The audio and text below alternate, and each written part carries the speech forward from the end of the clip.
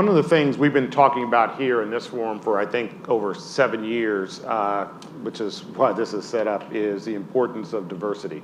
And the reason is so we can infuse in everything we do an aperture of understanding that you only get through diversity. I think you're seeing it exhibited, of course, through Shannon, Amy, and Cory in the way they approach our business. But I think it would be important, so I don't want to just focus on that. What I want to focus in on is why we do what we do, which is invest in enterprise software and why this aperture is important. And Cory, I'll turn to you and talk about how you have engaged your teams in delivering an aperture of thought, which is diverse in many respects, which is forward-leaning in many respects, and how do you actually do that from a recruiting perspective, development perspective, so you hear it's part of the fabric and not just an instance that we do from time to time episodically. So maybe if we can start there. Yeah, I mean, one of the things that I particularly benefited from in hindsight is the co-founders of our company were Dutch. And so they moved to the US, to Boston, to found BlueConic in 2014.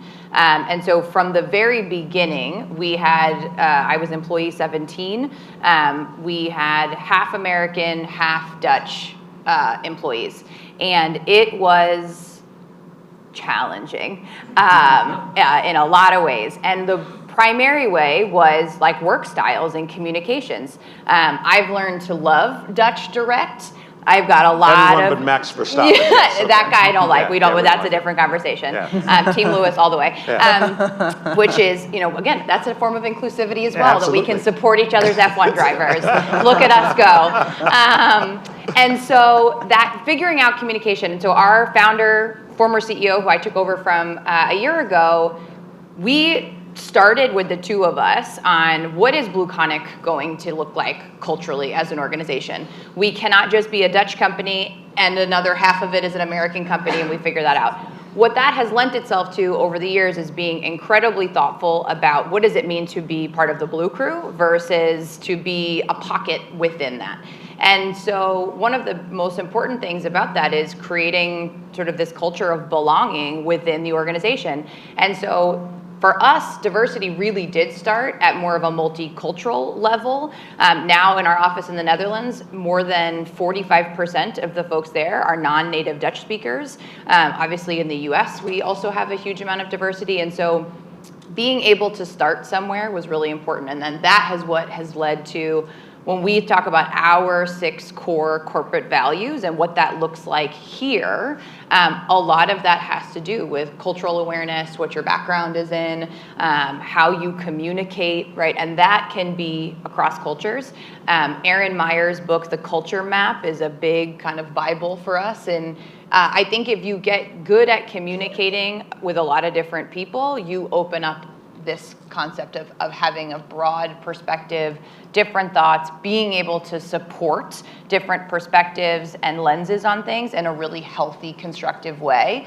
And that has turned into a superpower of ours that started with me being like, I can hate working here. You people are mean. Like, why doesn't anyone give positive feedback? What the heck, man? Which literally was how it started. You can ask the guys. It was very uncomfortable. But being super intentional is really what it comes down to. We had those conversations.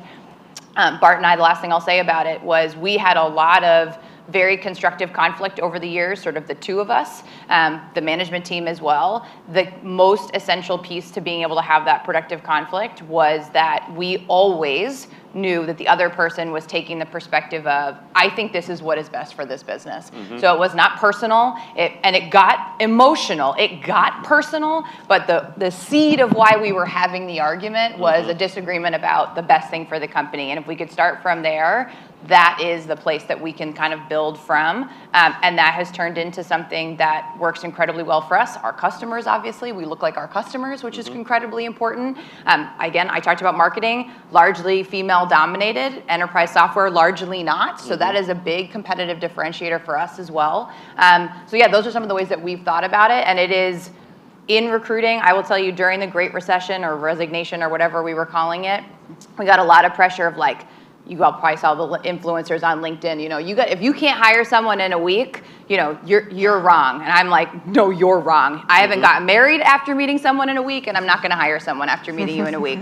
And so I call it urgent but patient. Like, yes, we need the role filled. We need the role filled by the right person who understands why they're coming here. And so that is an area where we've stuck to our guns even when it's been uncomfortable, or we've lost probably good candidates. It's worth it for to ensuring that the durability of the culture and what makes us special persists, regardless of if we move people in and out.